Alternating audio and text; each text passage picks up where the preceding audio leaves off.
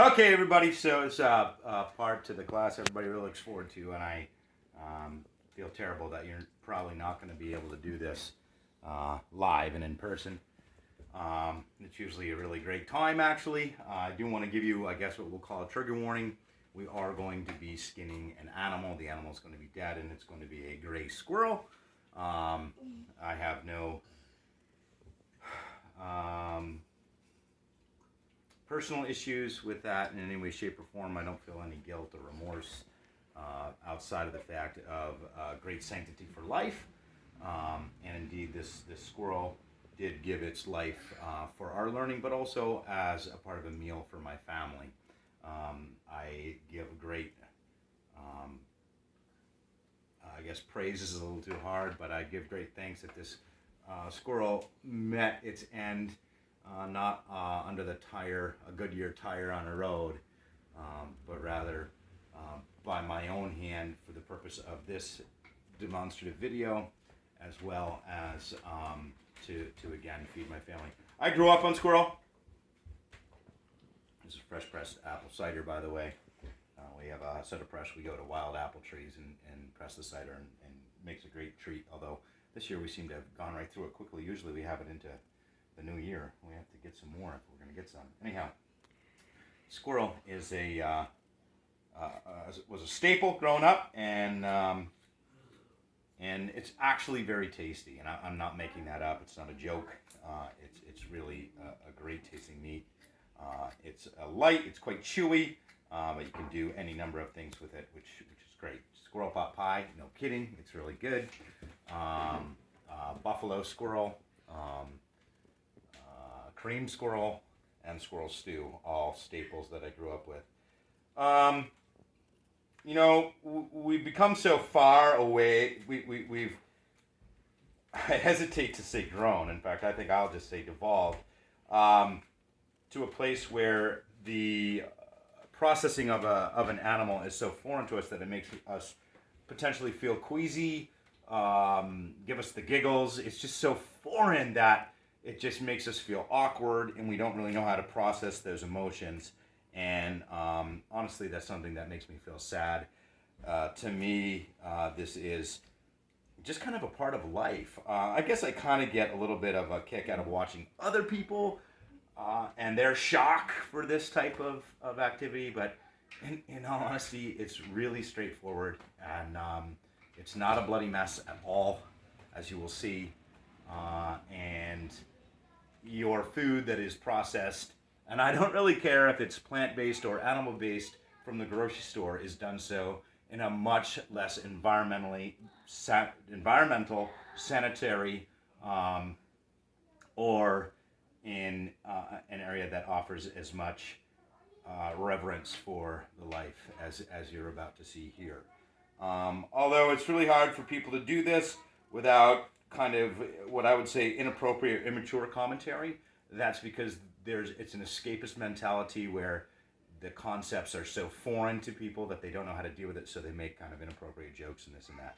And I'd be a liar to say that I don't find some of them comical, but for me it's more comical because of the absurd response to something that is really, in my mind, a natural part of being a sentient yet consumptive being on this planet. So this is a gray squirrel. This is a male gray squirrel, and it was harvested with a 20 gauge shotgun. There are other ways to take the squirrel. You're not going to get a ton of meat off this, but you get 3 or 4 squirrels and you have a nice meal.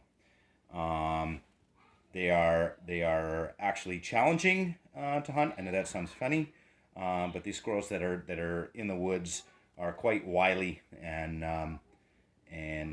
really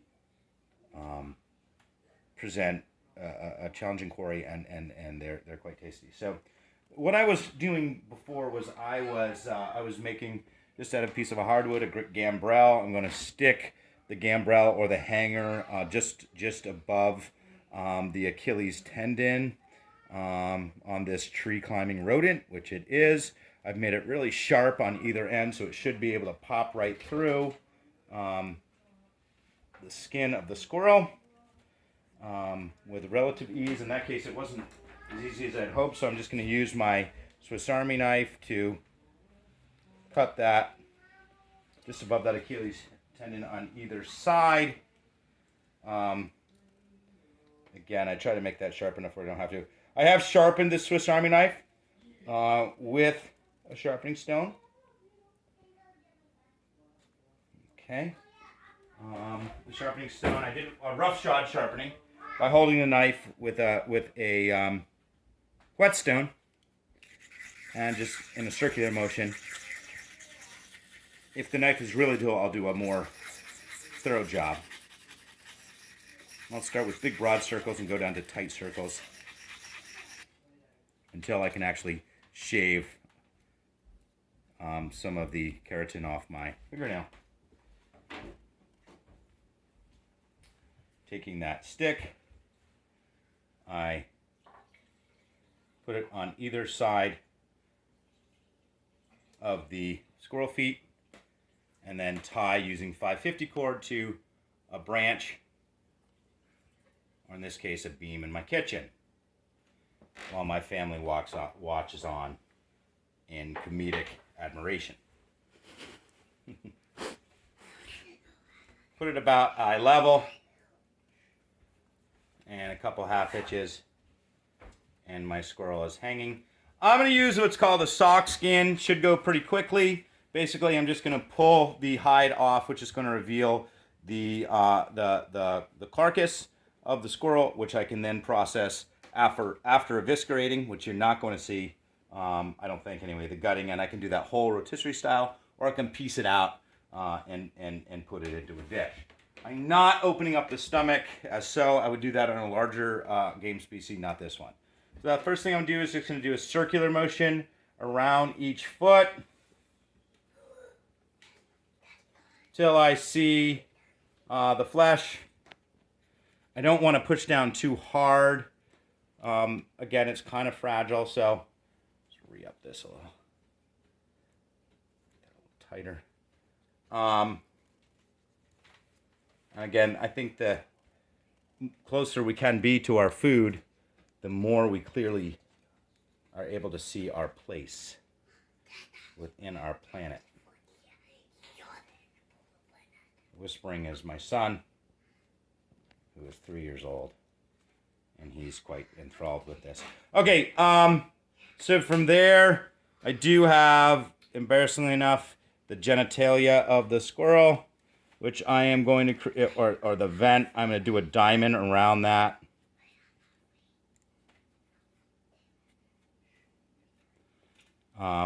Separating the squirrel's genitalia from the rest of the meat.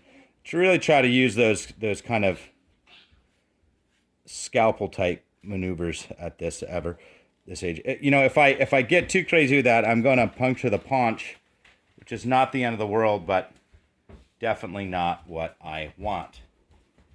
The diamond shape that I cut around the genitalia does include the anus of the squirrel, and then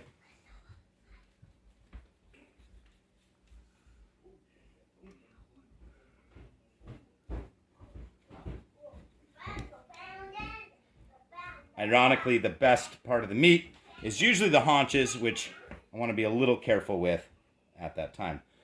So I can actually strip out the tailbone, but I'm going to leave it in for this demonstration, as that can be a little trickier. Okay, all I'm doing is I'm putting an incision on either side of the inside of the squirrel leg, using the Swiss Army knife because it's going to be more in line with what you might be using. There are skinning knives, and also things like the Schrade Old Timer, which makes a great skinning knife.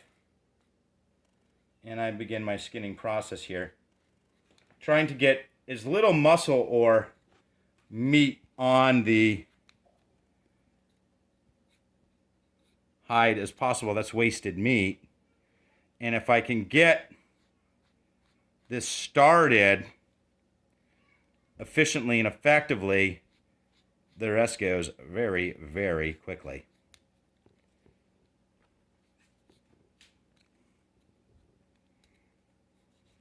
When we are in person, everybody does their own.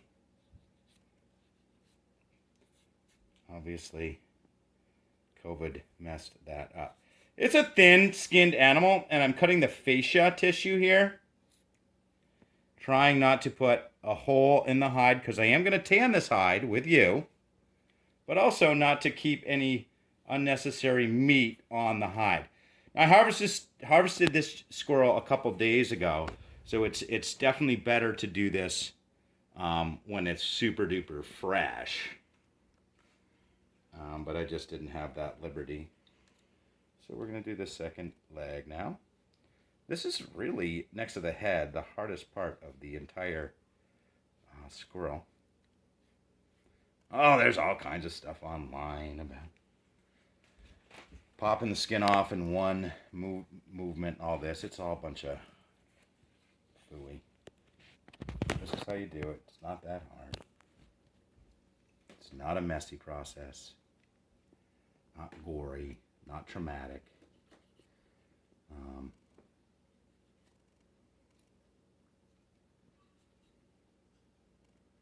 doing a perfect job here. Under the pressure. It's certainly not that bad. Just don't want to leave a lot of meat on the hide. Don't want to put any holes in the hide. If I do, again, it can be remedied.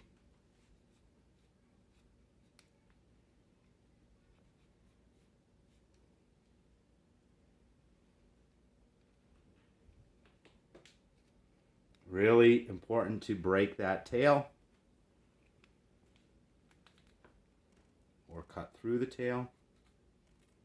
If you don't, you're going to lose a lot of meat.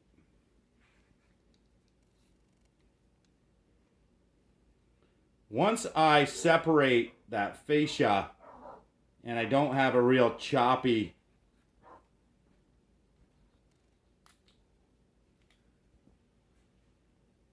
kind of scalpel line through that fascia, not the best job right there. I cut it a couple times, but still, I'm going to get a couple bites. I don't have a lot of, certainly not a lot of flesh on the hide. I can almost just peel it off with my hands when I'm ready to begin the tanning process. I could save that little tiny morsel for later if I needed to.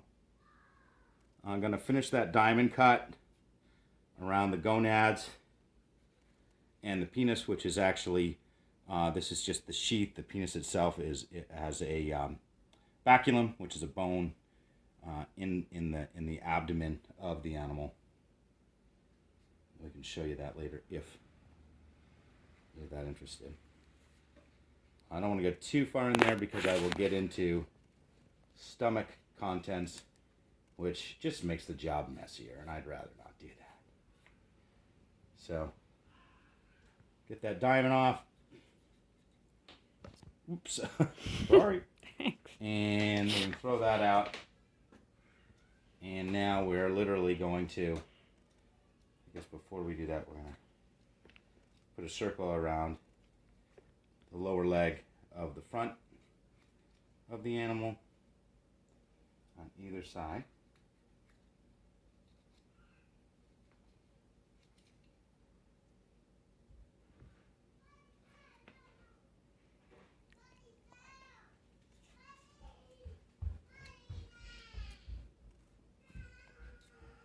There's not a lot of